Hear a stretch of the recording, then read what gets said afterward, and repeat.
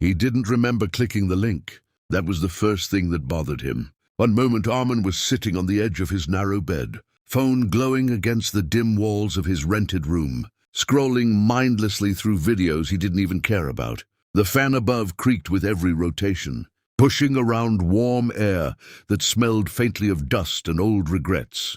It was past midnight, the kind of hour where thoughts became louder and distractions became necessary. Then there it was. A link, no caption, no sender's name, just a message that read, "Watch this when you're ready."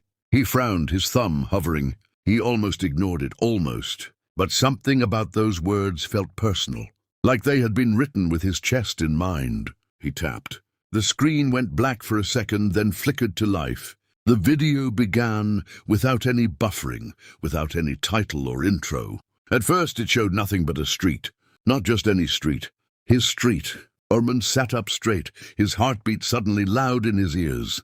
The video quality was raw, handheld, like someone had filmed it quietly, secretly. The camera moved slowly toward a small house with peeling paint and a rusted gate. His childhood home. "No," he whispered. The video didn't pause. It moved closer, zooming in slightly on the door. The same wooden door his mother used to open every morning, her hair tied loosely, her smile tired but warm. The door creaked open, and there she was, alive. Armin's breath caught painfully in his throat. She stepped out just as she used to, adjusting her dupatta, calling out something to someone off-screen. Her voice wasn't audible, but Armin didn't need to hear it. He remembered it perfectly. He shook his head, his fingers tightening around the phone. This isn't real. His mother had been gone for 3 years. 3 long, silent years that had hollowed something inside him he never managed to fill again. The video continued. The camera followed her as she walked down the narrow lane, greeting neighbors, pausing to talk to a little boy who ran past her. She laughed, her face lighting up in that way that used to make everything feel safe. Armand felt something break open inside him. "Who filmed this?" he muttered, his voice trembling. But deep down he knew. This wasn't something someone else had recorded. This was something he had forgotten. The scene shifted suddenly. Now it was inside the house. The camera stood in the corner of the living room. His mother sat on the old sofa, folding clothes. The television played quietly in the background. Everything looked exactly the way it used to, except for one thing. There was a younger version of him sitting on the floor, leaning against the sofa, scrolling on his phone. Armand froze. He remembered that day. He remembered ignoring her. "Armin," his mother said in the video, her voice now faintly audible, like it was echoing from a distant memory. "Come eat before it gets cold." The younger him didn't respond. "Armin," she tried again, softer this time. "Ami, I said I'll come," he snapped without looking up. The word hit like a slap. Armin's chest tightened painfully. He had forgotten the tone, the sharpness, the impatience. But now he heard it clearly. He watched as she fell silent, her hands slowing as she folded the clothes. Her smile faded just slightly, almost unnoticeable, unless you were looking for it. Unless you were looking for it the way he was now. "I didn't mean it like that," Armand whispered, his eyes burning. "I was just tired." But excuses sounded empty, even to him. The video shifted again. A hospital room. Armand's stomach dropped. His mother lay on the bed, her face pale, her body fragile in a way that felt impossible for someone who had once been so strong. Machines beeped softly. The younger version of him stood near the door, arms crossed, looking uncomfortable. "I'll come tomorrow," he said. "Tomorrow." Armand closed his eyes tightly, but he couldn't escape it. The memory unfolded mercilessly. "Stay a little," his mother had said weakly. "I have work," he replied. Work. As if anything had ever been more important. The video paused. For the first time the screen went black. Armand stared at his reflection, distorted in the glass of his phone. His face looked older than he remembered, tired, regret etched into every line. Then the screen lit up again. A new scene.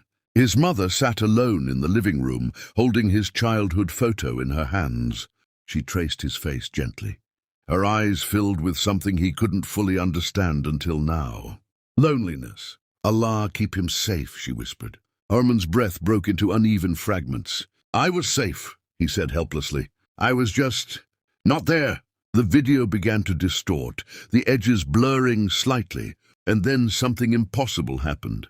She looked up, directly at the camera, directly at him. "Armin," she said. His heart stopped. The voice was clear now, not distant, not echoing, present. "You always think you have time."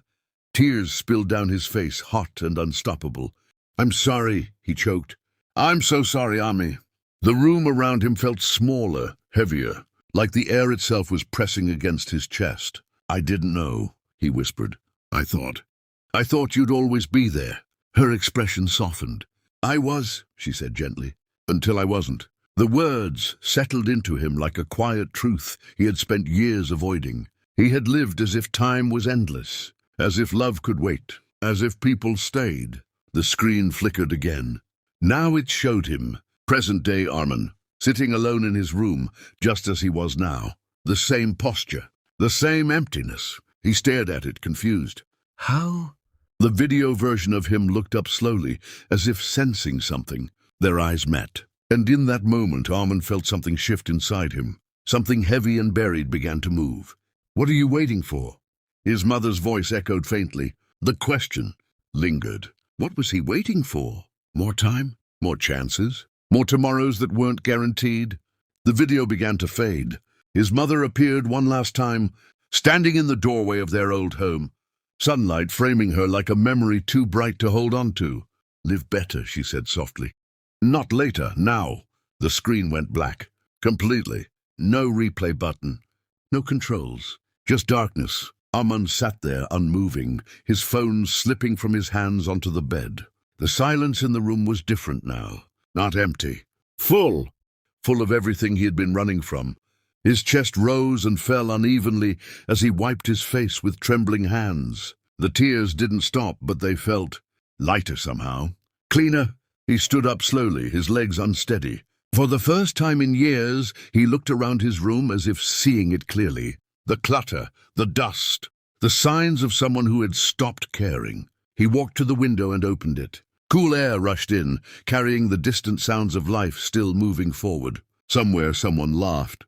A motorcycle passed. A dog barked. The world hadn't stopped. Neither should he.